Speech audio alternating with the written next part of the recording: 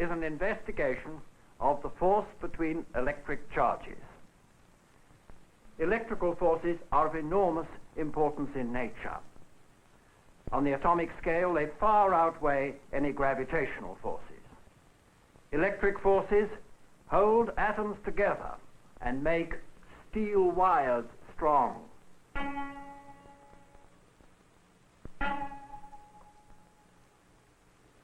They also hold atoms apart and make, for example, water difficult to compress. I have here a tube which I'm filling quite full of water, and a piston which fits and will fall, just fits. It will fall slowly like that. It just fits. Now put this down on a squashy rubber sponge, let go, and give it a sharp crack with a mallet. Water is practically incompressible. In fact, electric forces hold the parts of atoms together, electrons and nuclei. If you want to understand atomic physics and really make much of the models of atomic structure that we use, you've got to know the law of force between electric charges. Scientists enjoy finding a law of force, not just for information, but because it adds to their general sense of understanding nature. It appeals to their sense of simplicity and reduces one more mystery to some form of law and order. We are going to investigate a universal law of force between electric charges. At small distances, electric forces compete well with gravity. Turn on my charging arrangement, please. Give a charge to the balloon. Collect a like charge on my balloon. They repel. At closer approach, more. Bigger force. Now, farther away, less force. Still farther, very little force. Now give an opposite charge, and I get attraction. What is the exact relationship between force and distance? You probably know already.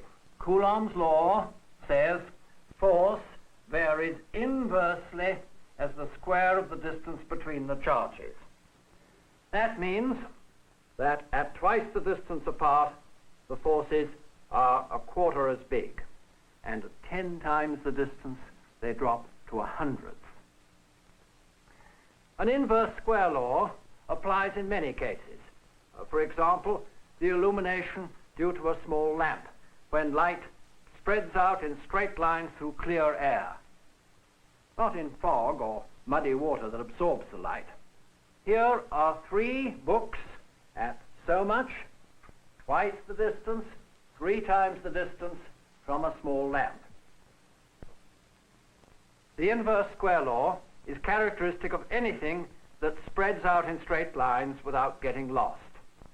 I think I can illustrate that with a fable. Suppose a restaurant has the problem of buttering toast and wants to be very modern and do it with a machine. So the proprietor invents a butter gun with melted butter in here, which can be squirted out in straight line spray of butter like that. Here's the piece of toast, and lines of butter go out and hit it there, and there, and there, and there, and butter it all over. Now, instead of that, lines might go on, and you could put the toast further back at twice the distance, 2 pieces of toast wide, 2 toasts high, and altogether you would put 4 pieces of toast there to intercept the butter, and you'd be half as thick, no, quarter as thick buttering. Inverse square law. At 3 times the distance, 3 pieces of toast, 3 pieces of toast, altogether 9 pieces of toast, and you would get 1/9 of the buttering, economy treatment. A century after Newton guessed at an inverse square law for universal gravitation, Coulomb guessed at a similar law for electric forces. He tested his guess with a torsion balance, rather like the Cavendish apparatus used for gravitational inverse square law test. Here it is, fiber, twisting beam, two balls to carry the charges.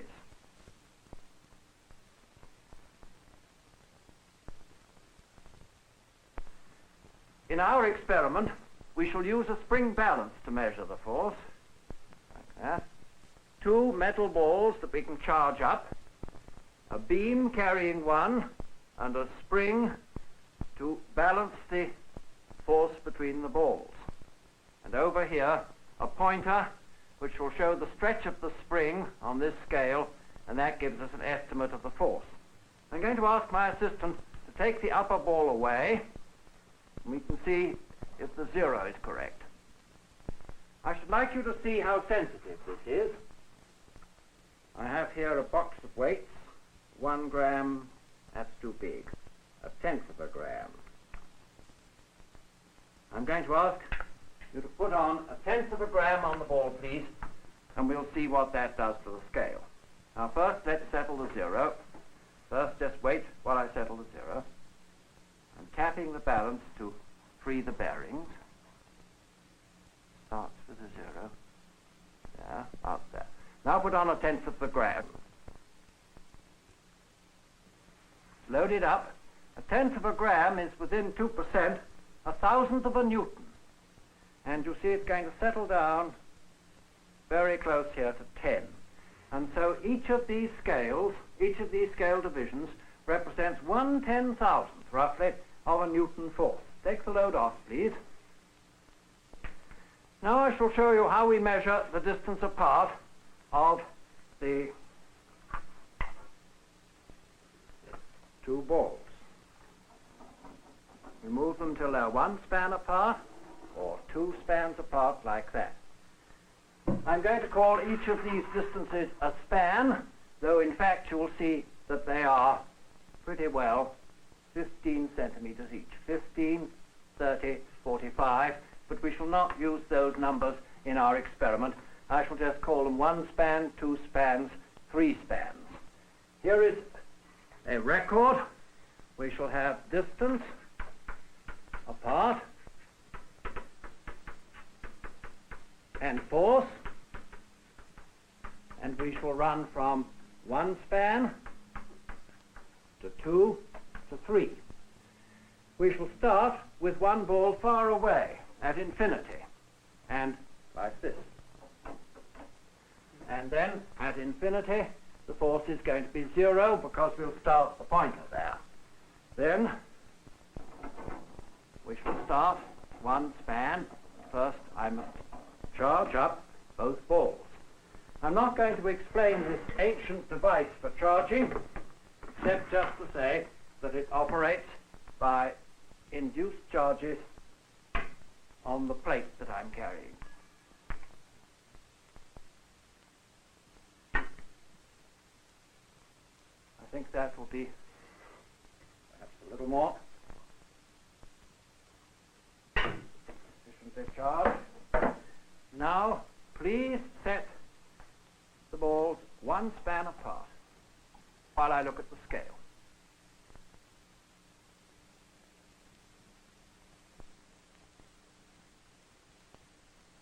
There we are.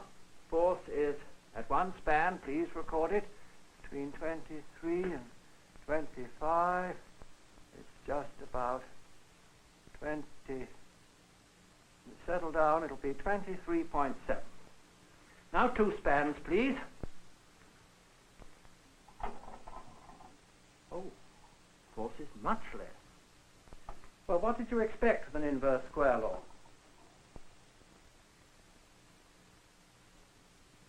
Still further up. Encourage the pointer to stop moving. Then we have 5, 6, 4.8, 5,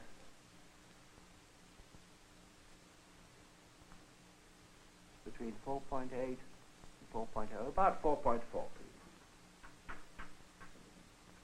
5.4. Sorry.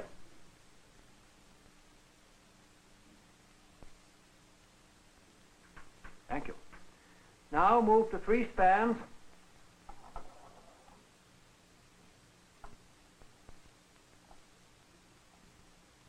Still smaller force. 3, 2, 2.903. About 2.5. 2.5. Now let's see what that record tells us. When I go from 1 to 2 to 3, an inverse square law makes the forces go down from so much to a quarter to a ninth. And we can test for that by multiplying them by 1 and 4 and 9 to see if we get constant numbers. 23.7, we'll call 23.7, 24 would be near enough. 4 fours are 16, 4 fives are 20, 21.6, say 22. And 9 fives are 45, 9 twos are 18, and 22.5, 22.5.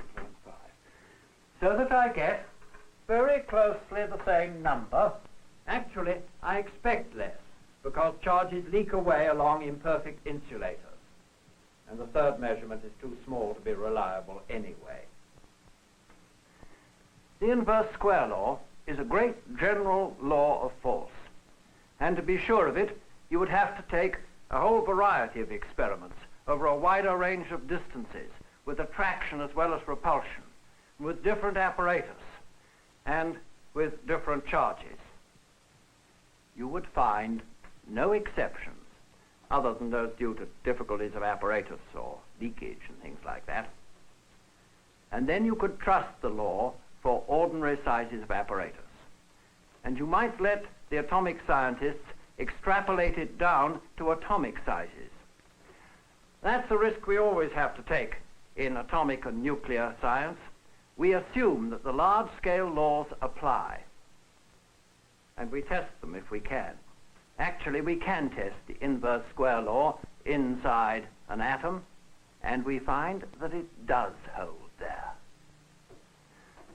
And now, what happens if we change the charges?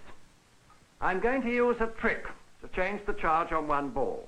I'm going to bring in an extra ball of equal size, uncharged, touch one ball with that, then when they're together they make one conductor, and symmetry tells me the charge will be shared 50-50 between them. Take away the extra ball, and give its charge to ground, then here I shall have one ball with half the original charge. Now let's try that. Here is a spare ball of the same size that I can share charge with that ball with by touching. First of all, let me just look at my zero. See how that looks.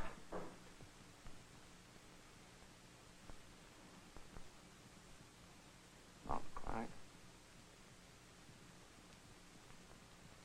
There. Now, let's charge up both balls, please.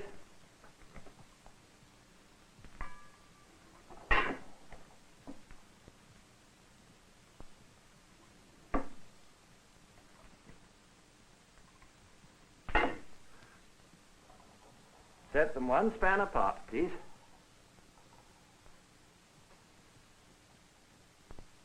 Nearly there. Now this measurement you're going to have to remember. I shan't write it down, just remember what it is.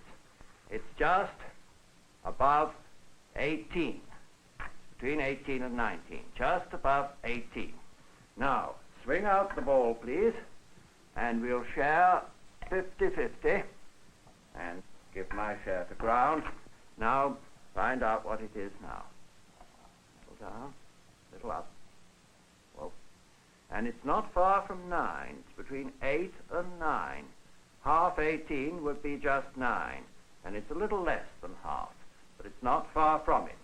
Swing out the other ball, please. And share 50-50. Bring it in. One span, please.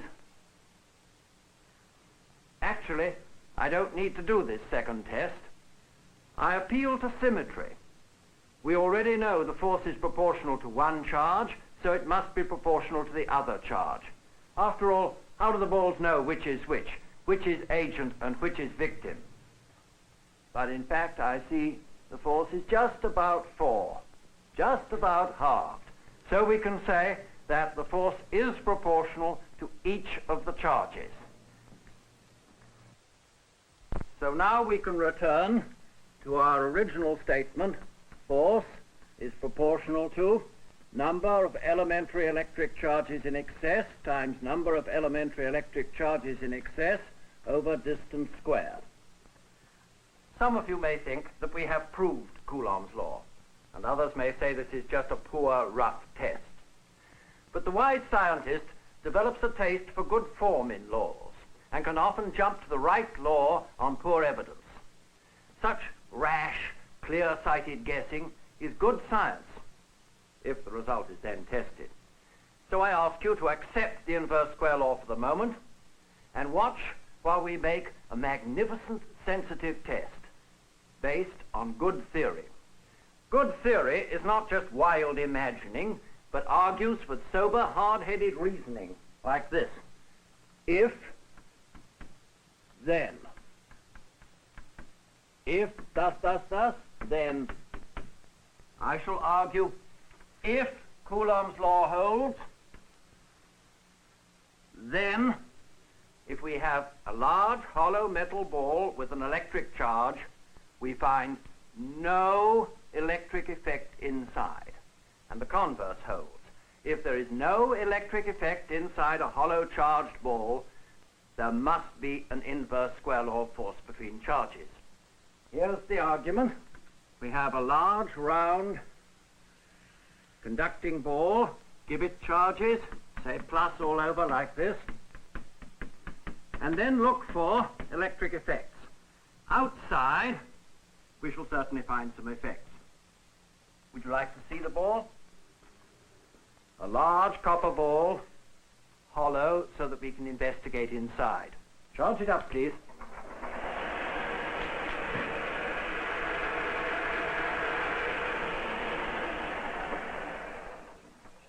Take a sample from outside on a metal ball on an insulating rod. Bring it across to my electroscope. There's plenty there. Now let's get back to the argument. Suppose we put two small metal balls touching each other very close to the big ball. Then these make all one conductor, and this big positive charge pulls negative electrons this way, so that we shall get negative charges all over there and positives left here.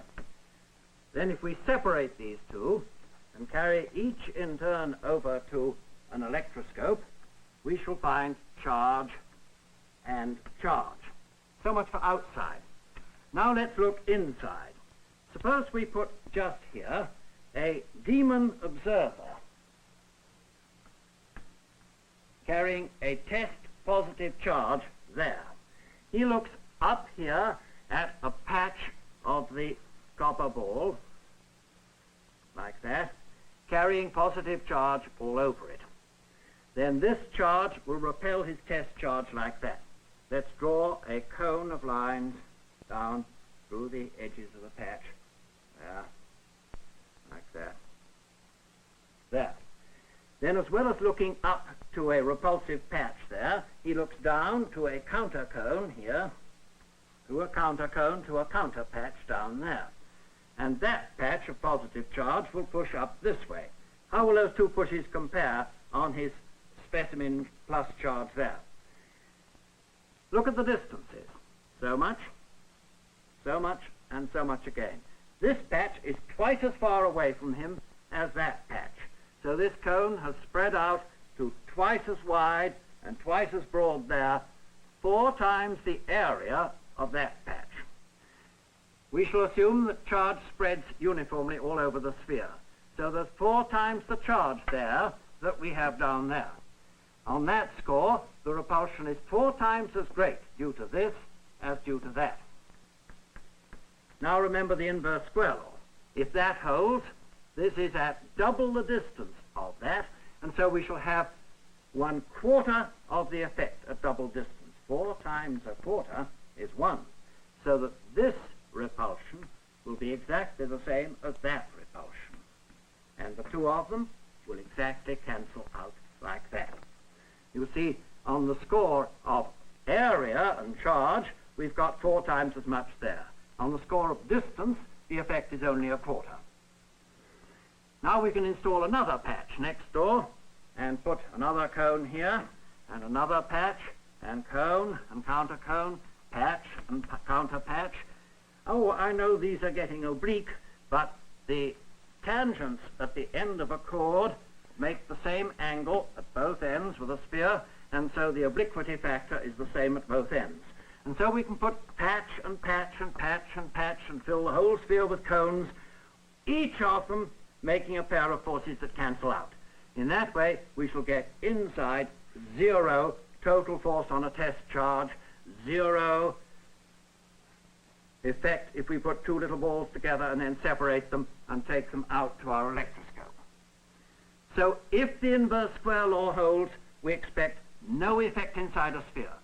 The converse is true. If there's no effect inside a sphere, then the geometry of the areas and charges still holds, but if there isn't an inverse square law, just to undo the area factor, we shan't get 0 inside. So this gives us a very critical test. Now let's try it. First, we'll try it outside. 2 balls touch together near the sphere, separate, and take first one, the electroscope, and then the other. Notice the other brings the opposite charge, drives the electroscope lead down. We should expect very little left. Discharge both those. Just make sure the electroscope starts at 0. Now we'll investigate inside. We go carefully into the sphere, and inside, touch the 2 balls together, bring them out, separated. Try this one. Nothing. Nothing.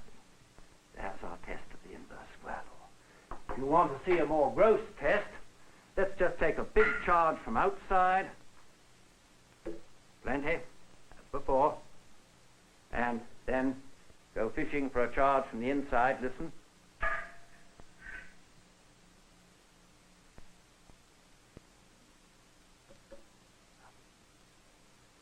That assures us of an inverse square law. It's a very good test because it asks for an answer 0, what we call a null result, and it only needs very sensitive apparatus. It has been tried to an accuracy of 1 in a billion. No electric force inside a hollow charged sphere. Complete shielding. And now let us test our test by taking away half the geometry. We can do that by taking away half the ball.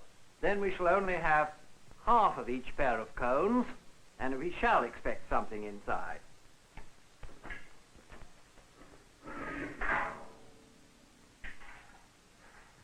Now charge it up again, please.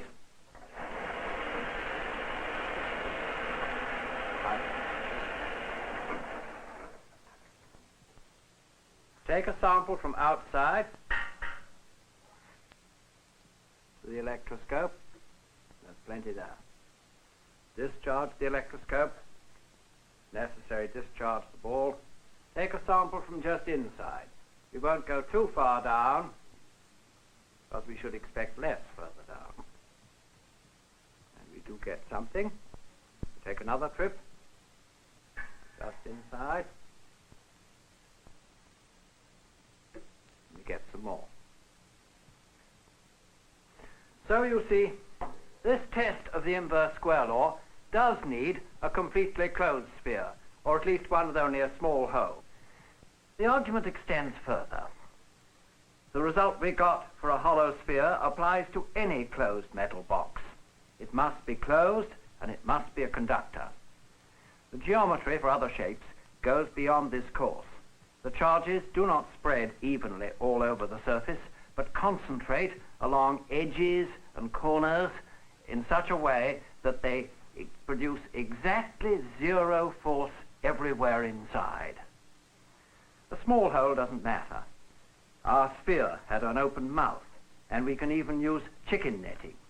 Remember, this only applies if the inverse square law holds. But the inverse square law is true, so any metal box and even a wire cage will give complete shielding. Come and see that tried. I have here a large metal table on insulating feet, and I'm going to ask my junior assistant to stand on the table. Comb your hair, please. And then we're going to charge up table and assistant and cage and everything. This wooden rod is a poor conductor. Start up my charging machine.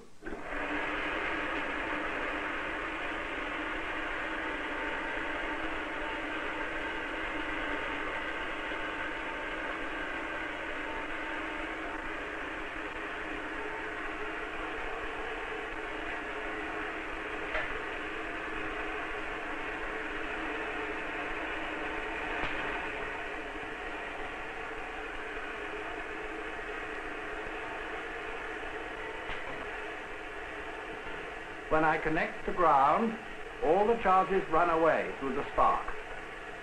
The leaves fall, the hair falls.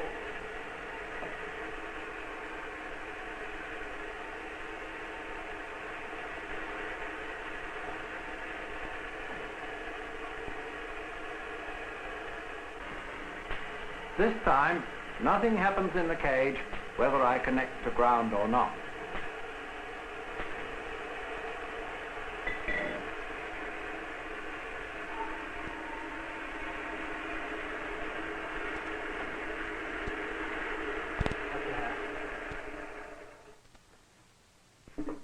Hold the rod to me.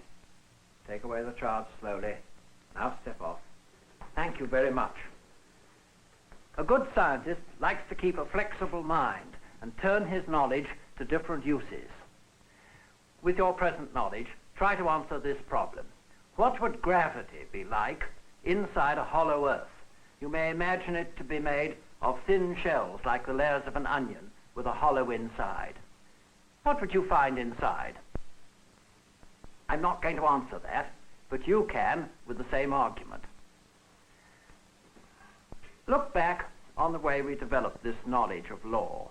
We started with rough experiments and made a guess with the gravity law as a model. And then we tested our guess and found it probably true in one example.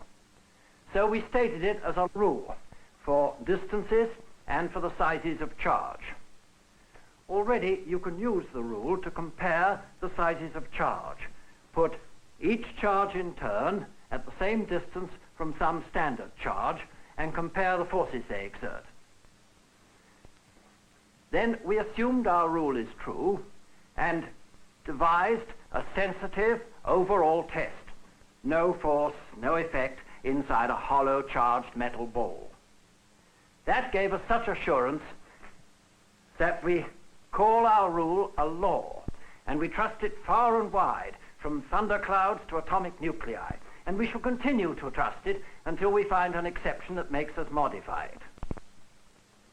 Here, in Coulomb's law, we have a summary of nature's behavior.